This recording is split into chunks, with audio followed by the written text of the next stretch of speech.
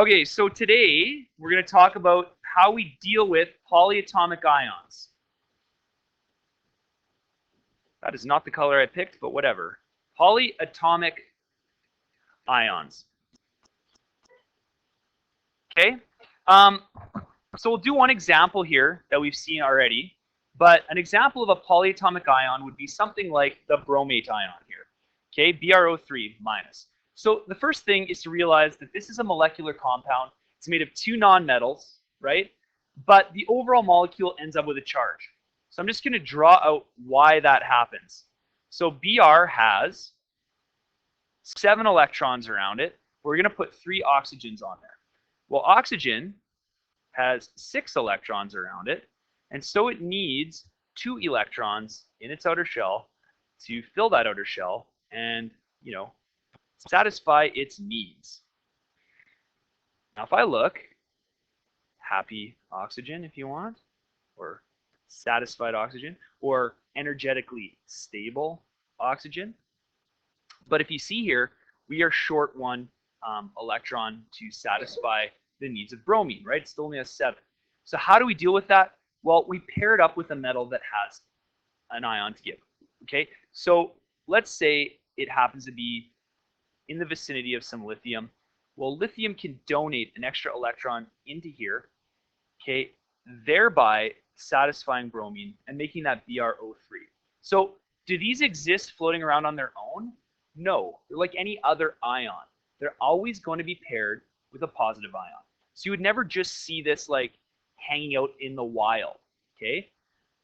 It would be in a crystalline form, looking like this, okay?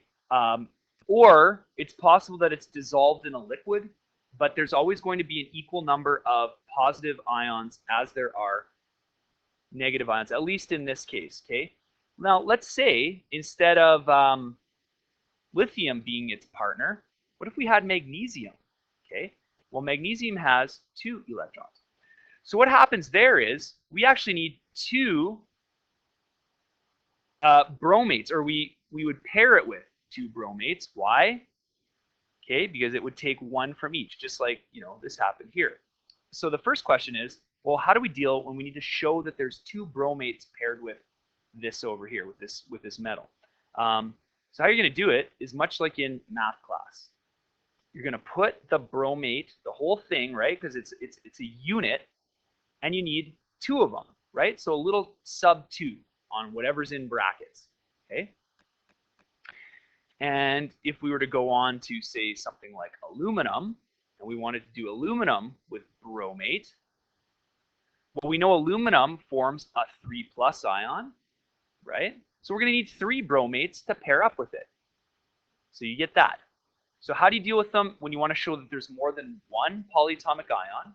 Well, you put it in brackets, and you put a subscript to say how many there are, okay? This should look somewhat similar to, say, aluminum chloride, right? Aluminum chloride, we knew that you needed 3 chlorides to go with the aluminum.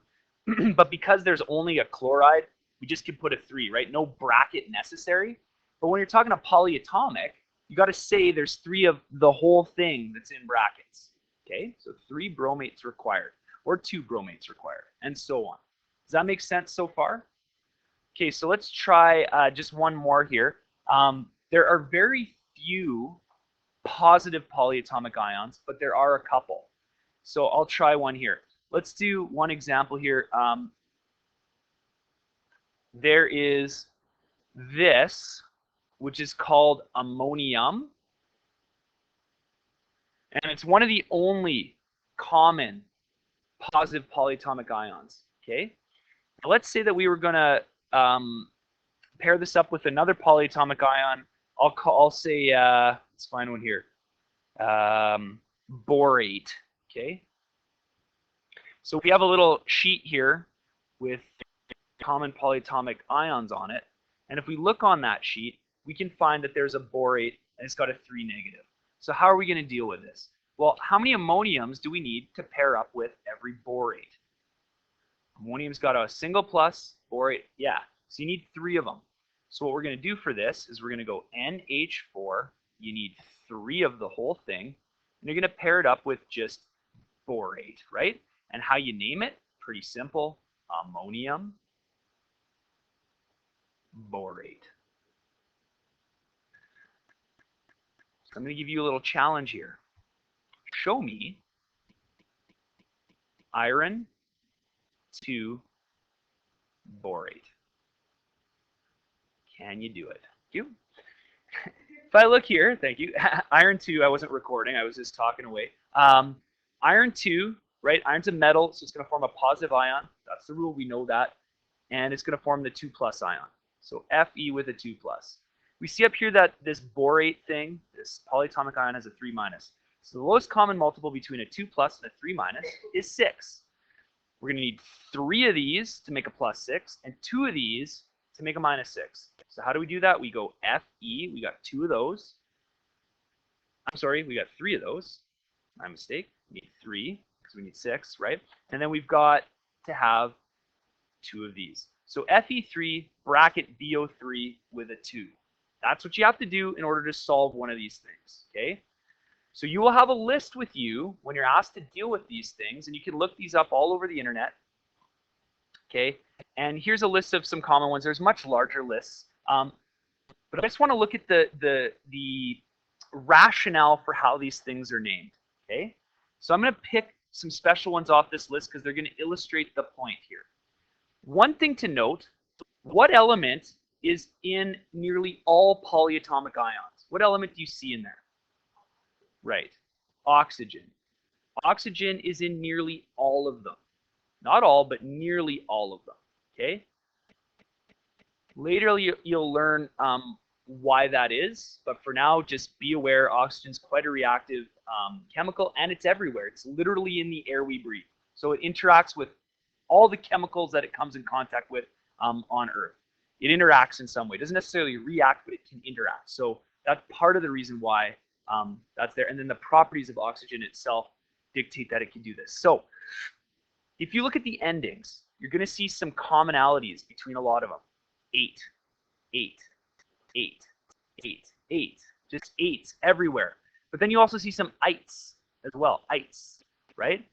Some of them are their own thing, okay? But the vast majority end in either 8 or they end in ite, okay? So I'm going to do an example here, and I'm going to look at the chlorate family. So we could have this, ClO3 with a minus, okay? We could have this one, do that right. We'd have this one. We could have this one. And we'd have this one, I think. Let's double check for a second here. Oops, no, that's not right. Yeah, I think that. I'm just going to double check. All right, so look at here. Here's the numbers of oxygens in polyatomic ions containing chlorine. And these are the only 4 that exist. So in general, there's usually only 2. There's usually only 2. So for instance, you'd see maybe like NO3 minus and NO2 minus, right? There's no other ones. There's no NO4s and NO1 and so on. But with chlorates, there are. So how we work with this is we say, okay, so the one with the higher number is going to have the 8 ending, higher number of oxygens. And the one with the lower number of oxygens is going to be the ite. So for this guy is nitrate, higher number of oxygens. This guy is nitrite, lower number of oxygens, okay? If I look here, this one, chlorite, not the lowest, but lower, and this one is chlorate. If we're lower than chlorite, we put a hypo in front of it. Hypochlorite. And if we're bigger than chlorate, we go hyper. No, we don't. We just go per. You leave off the hype part. Just per. Perchlorate. Hyper and hypo. Hypo means sub or under. Hyper means over and above. That's like Latin. So instead of saying hyperchlorite, we just cut off the hype part and just go with perchlorite. It's like street slang, right? The hyperchlorite is perchlorite. Now, there's very few in the chemical world pers and very few hypos. Okay, in fact, the only one that I know is this family of chlorite. The rest of them are usually just 8 or 8. Okay, let's do an example to help you understand. Okay, let's make some stuff with this. Okay, I want to know what, draw for me magnesium hypochlorite,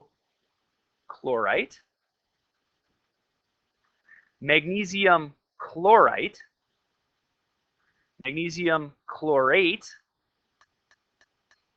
and magnesium perchlorate.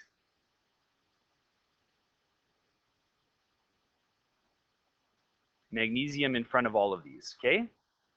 So magnesium hypochlorite is Mg. We know it has a 2 plus, and we know we're going to need 2 of these with it, ClO2.